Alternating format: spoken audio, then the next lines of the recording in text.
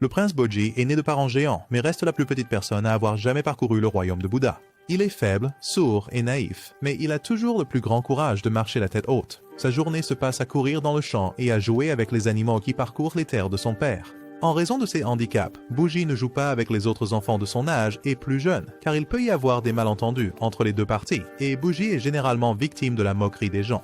Alors qu'il vaque à ses occupations, il rencontre une créature des ombres appelée Cage qui le menace immédiatement avec un couteau dans le but de lui voler ses vêtements. Bodhi, après avoir d'abord eu du mal à comprendre Cage, lit ses lèvres et commence à exécuter les ordres que Cage lui a donnés. Cage lui dit de se déshabiller et de le faire demain au même endroit quand Bogey le fait, sans hésitation. Le lendemain, Boji va rencontrer Cage au lieu convenu, tout en portant plus de vêtements pour que Cage puisse le dépouiller. Cage exprime que Boji est un idiot pour faire nonchalamment tout ce qu'on lui dit. Bogey lui dit alors qu'il apprécie sa compagnie et qu'il ne se soucie que de cela et les deux deviennent amis, rencontrant Bogey Fat dans des vêtements que Cage lui donnera pour rentrer nu chez lui.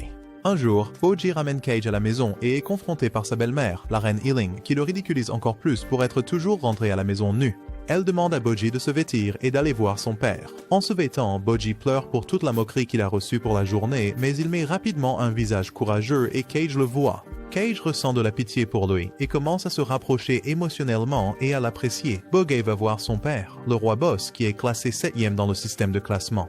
Le roi dit à Boji qu'il doit devenir assez fort pour gouverner son royaume et ordonne à Damas de lui enseigner son art de l'épée. Damas accepte et va le faire. Pendant ce temps, entraînement, le jeune demi-frère de Boji qui est plus grand et bien développé. Le prince Datta semble défier de Mess. Il s'entraîne pendant que Boji admire à la fois Demaz et Datta. Demaz perd face à Datta dont il compare la force à celle du roi Boss et Boji prend sa place pour le défendre avec sa propre épée. Le match est annoncé dans la maison et tout le monde intéressé vient le regarder jouer. Datta attaque en premier, mais Boji esquive à maintes reprises jusqu'à ce qu'il puisse riposter en portant son coup doux sur Datta. Sa tête, impressionnant tout le monde qui regarde et doute, y compris Cage qui l'encourage. À chaque fois que Boji esquive et contre-attaque doucement Datta, Datta obtient Matt. Denez les arrête et fait signe à Bogey qui arrête complètement d'esquiver et se fait battre par Datta pendant qu'il pleure en plein match. Cela continue à être brutal pour Boji jusqu'à ce qu'Apias, une épée du roi qui a été regardant depuis le toit, lance une lance qui arrête le combat, faisant de Datta le gagnant du match. Boji subit des blessures du match et est alité et couvert de bandages.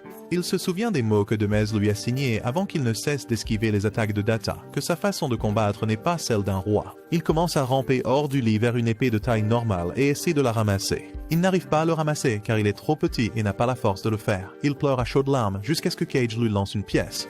Il se retourne pour faire face à Cage, mais essuie ses larmes et fait preuve de courage pour ne pas se faire honte devant Cage. Cage lui dit qu'il n'a rien à se reprocher et que son art du sabre est unique en son genre. Pour couper court à l'embarras, Boji montre à Cage où se trouvent ses vêtements et Cage lui dit qu'il ne prendra plus rien de lui parce qu'il est de son côté à partir de ce moment-là. Cage reste aux côtés de Boji pendant que Boji dort et alors qu'il s'apprête à partir, quelqu'un entre dans la pièce. Elle est montrée par les pieds et dit ses chevilles qu'elle est une femme et sa cage est sur le point de penser qu'elle veut faire le pire qu'elle met son au-dessus des jeunes. Boji conscient et il brille d'un verre magique, guérissant lentement les blessures de Boji. Cage part, sachant que Boji est en sécurité malgré ses précédents soupçons. Rencontre Bibin, un dresseur de serpents et le professeur d'escrime de Datta que Cage avait rencontré lorsqu'il s'est rendu pour la première fois au château où vit Boji. Nous avons voulu exécuter Cage pour être une créature de l'ombre appartenant à un clan d'assassins, mais Cage avait un passé effrayant. Et maintenant, ils se rencontrent à nouveau. Le lendemain, le roi Boss meurt et son testament est lu devant son cadavre. Ils annoncent le successeur du trône comme étant le premier prince du royaume, le prince Boji, et cela choque tout le monde. Et après que la reine Healing a défié les souhaits de son roi défunt et déchiré le testament, le prince Datta est présenté comme le nouveau roi aux gens du royaume. Boji est blessé par cela et s'enfuit pour pleurer de tout son cœur. Après avoir confronté Cage à nouveau, Bibin va dire à Boji que Cage est parti pour un voyage, et ils ne se reverront plus jamais.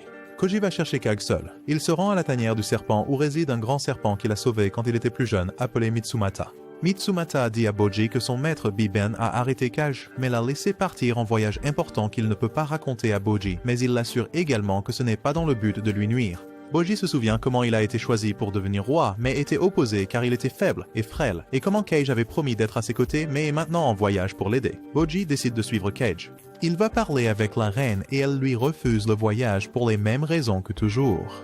Il décide alors de s'échapper en grimpant par une fenêtre en haut du château. La reine arrive juste à temps avant qu'il ne lâche la corde de fortune qu'il a assemblée. Dorch, le bouclier de la reine, le remonte, mais Boji lutte, faisant se défaire les morceaux des cordes et le faisant tomber à terre. La reine Healing se précipite vers Boji et le trouve inconscient. Elle commence à gémir bruyamment et à briller d'une lumière verte, déchirant sa robe et posant ses mains sur Boji pour guérir ses blessures. Boji se souvient d'elle de la nuit du match quand elle est entrée et l'a soignée pendant qu'il dormait. Alors qu'elle est laissée seule pour se reposer, Healing se souvient de sa première rencontre avec Boji et des luttes qu'elle a dû traverser pour construire la relation qu'elle a avec Boji. Cela la rend un peu plus douce, accordant à Boji la permission de partir en voyage pour apprendre et acquérir de l'expérience et devenir plus fort. Elle le fournit avec son professeur, Demez et un aide pour son soin personnel, Okuro. Boji part en voyage. Le trio arrive d'abord dans un village où Boji s'échappe de Okuro pour s'amuser à voir des marionnettes, à acheter ceci et cela sur le marché et à dormir près de la fontaine. Il est ensuite retrouvé par Demez et Okuro sans son sac qui contenait toutes les choses importantes, et Okuro se fait gronder pour avoir perdu Boji en premier lieu. Le trio prend ensuite le dîner pour se calmer et réfléchir à la voie à suivre. Ils commencent le voyage le lendemain et trouvent le sac de Boji qui gît dans la rue. Avec tout intact, ils décident de continuer leur voyage et traversent toutes les vallées plates et les forêts dangereuses. Bogi se laisse distraire par un papillon pendant leur marche et le suit. Il tombe dans un puits gardé par des lances et rencontre le lanceur qui en est propriétaire. L'homme tue un porc sauvage et festoie avec Boji et ils dansent ensemble lorsqu'une création de nouveaux animaux se produit à partir du mort qu'ils mangent. Après cela, l'homme explique le processus à Boji et décide qu'il veut le sacrifier pour la création de plus de nouvelles vies à partir de la sienne. Boji parvient à échapper à l'homme et se regroupe avec sa compagnie. Ils installent un camp pour se reposer pour la nuit, quand, pendant qu'ils mangent, la viande de Boji est percée par des couteaux lancés à une distance que les trois ne peuvent pas détecter. Le matin, ils voient une meute de chiens morts sur le sol après avoir mangé la viande poignardée de Boji. C'est clair à voir. Du poison. Après avoir enterré les chiens, ils se rendent dans une autre ville qui a un trou de feu dans le sol appelé les portes de l'enfer, un puits menant au monde souterrain. Imaz dit à Okuro de trouver un endroit où ils peuvent se reposer pour la nuit et il emmène Booty voir les portes de l'enfer. Quand ils arrivent là-bas, Demaz pousse Boji dans le feu et le laisse là pour mort. Mais Boji atterrit en toute sécurité sur le sol de la fosse, tout en s'émerveillant de comment Cage apparaît de son sac et les deux se retrouvent dans l'arme d'amitié. Cage dit à Boji qu'il était avec lui depuis le moment où il est tombé de la fenêtre en essayant de s'échapper, quand il voulait mordre dans le poison. Rencontre. Il lui dit qu'il a été envoyé pour accompagner Boji pour rencontrer l'homme qui le rendra fort, par bibant la main de serpent. Et le voyage qu'il s'apprête à entreprendre les mène plus profondément dans le monde souterrain pour rencontrer cet homme. Ils se dirigent vers leur destination, mais Boji commence à sentir du gaz qui les fait s'évanouir. Deux hommes surgissent de la fumée et emmènent Buggy et Cage à l'arrière de leur monture. Ils sont emmenés dans un autre royaume, un royaume du monde souterrain. Ils arrivent là, ils rencontrent le souverain du royaume, le roi Dessa, classé deuxième dans le système. Il commence à se moquer de Boji pour ses défauts et le fait que son frère cadet soit roi et non lui. Ils se renseignent sur leurs intentions et Cage explique qu'ils sont là pour voir un homme qui peut transformer un homme ordinaire en un homme de force digne d'un roi. Le roi Dessa admet que c'est lui qu'il cherche et qu'il doit tester le niveau de compétence de la personne qu'il doit former. Un de ses chevaliers, qui a transporté Boji dans une cage jusqu'au royaume, se porte volontaire pour tester Boji. On lui dit de porter un coup au chevalier qui se trouve être un capitaine de l'ordre du monde souterrain, célèbre pour sa force et son acharnement. Boji donne tout, lançant ses coups doux sur le garde qui, après avoir réalisé la situation, se tient avec sa garde baissée. Dessa ridiculise Buggy une fois de plus pour sa faiblesse avant que Cage ne le défende à nouveau. Il dit à Dessa que la force de Boji réside dans sa capacité à esquiver les attaques avec précision. Dessa dit ensuite à Boji de ne pas laisser la garde lui et il le fait. Il esquive les attaques avec une précision et une vitesse qui impressionnent les chevaliers dans la pièce. Et quand le chevalier combat, Boji s'arrête et admire sa vitesse. Ils se tournent tous vers Dessa pour approbation. Decimus S, il n'est toujours pas. Il dit que Buggy peut survivre à une bataille, mais ne peut pas la gagner car il ne pourra pas traverser l'armure de son ennemi, même après la persuasion de Cade pour que Dessa enseigne à Buggy. Il refuse en disant qu'il ne peut pas affiner un talent qui n'existe pas. Le duo est ordonné d'être expulsé par le roi Dessa. Cage encourage Boji à ne pas abandonner et qu'il deviendra fort s'il travaille dur. Boji est motivé pour soulever un gros rocher avec échec, puis un plus petit rocher avec échec. Il pleure quand il réalise qu'il est absolument faible. Cage va le réconforter. Le chevalier avec qui Boji avait combattu leur dit de remettre la lettre de recommandation qu'ils avaient apportée à la personne qui en a droit. Quand on leur demande qui, on leur dit que c'est le frère cadet du roi, le prince Despat. Le roi Dessa les trompait juste pour s'amuser et ne les a pas informés plus tôt parce qu'il est en rivalité avec Despat. Le duo a remercié les chevaliers et part à la recherche du prince d'Épin et le rencontre. Ils se présentent et expliquent le but de leur visite. Dispa demande une compensation pour ses services et après que Cage a payé, il les invite à entrer. Il lit ensuite les mains de Boji et constate que Boji est faible et n'a même pas une veine de force dans son corps. Mais malgré tout, il le prend sous son aile pour l'entraîner à son plein potentiel. Boji et Cage vont se coucher après s'être familiarisés avec la maison et Boji se réveille tôt le lendemain matin. Il fait le ménage et un petit déjeuner que lui seul peut manger puisqu'il est un géant bébé. L'espion se prépare ensuite à le former. Jour après jour, Bojji s'entraîne avec détermination jusqu'à ce qu'un jour, alors que Cage nettoyait dehors, il entend un bruit fort qui fait trembler le sol. Il se précipite dans la salle où Bojji s'entraîne, où il est interdit d'entrer. Il demande ce que c'est ce grand bruit qu'il a entendu et demande si Despat et Bojji vont bien. Dispel ouvre la porte pour répondre aux questions de Cade. Cage aperçoit Bojji posé devant un rocher qui a été coupé en deux. La porte se ferme lentement sur son visage, le laissant se demander sur les progrès de Bogey. Logi finit enfin son entraînement, ayant pleinement maîtrisé la voie de l'entraînement des spas. Arx, Bougie, Cage et Désespoir se préparent à célébrer la fin de la formation de Bougie, mais alors qu'ils sortent par la porte, Cage remarque que Bougie a une épée à son côté et lui demande à ce sujet. Bogey le balance et impressionne la cage, mais quand il le sort de la gaine, la cage est complètement déçue car il est mince et ressemble à une aiguille. Regardez, cette chauve-souris confronte Cage à son scepticisme quand il lui dit que donner à Bogey une aiguille et l'appeler une épée n'aidera personne.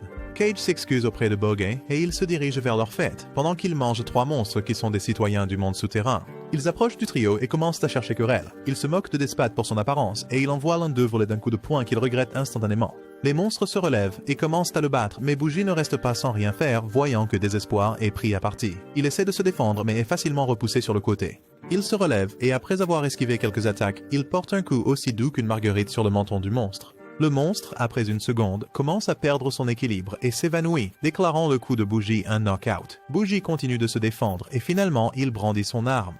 L'épée aiguille tolère quelques attaques du monstre, et dans un éclair, il vainc son adversaire qui tombe au sol en hurlant de douleur. Cage panique en pensant que Bougie a tué le monstre, mais le contrôle de sa santé montre qu'il s'est simplement évanoui comme auparavant. Despo explique alors à Cage la science derrière les attaques faibles de Bose qui donnent pourtant de grands résultats. Résultat, le placement dans le temps, frappé à cet endroit précis, et la perforation de l'aiguille sans causer de dommages importants au cerveau ou au vaisseau sanguin. Cage célèbre la victoire de Bogey et les trois rentrent chez eux par la suite. Sur le chemin du retour, Despat dit à Bogey et Cage d'y aller en premier car il doit s'occuper de quelque chose. Ils se précipitent rapidement autour du coin pour aller rencontrer les monstres que Bojji venait de vaincre et les paient pour leur participation au combat, plus tard dans la nuit, quand Bojji et Cage sont dehors. Cage décide enfin de raconter à Bougie ce qui se passe dans son château, ayant été informé par Bibin. Après avoir entendu tout cela, Cage demande à Bougie ce qu'il va faire. Bougie, se rappelant comment Damaz l'a trahi, a peur que la reine Healing puisse l'éliminer. Il commence à marcher, et Cage le suit pour lui demander pourquoi il manque de courage. Fauji commence alors à se frapper et à cogner sa tête contre le sol pour retrouver son courage et rentrer chez lui. Fauji et Cage disent au revoir à Despasso pour rentrer à la maison.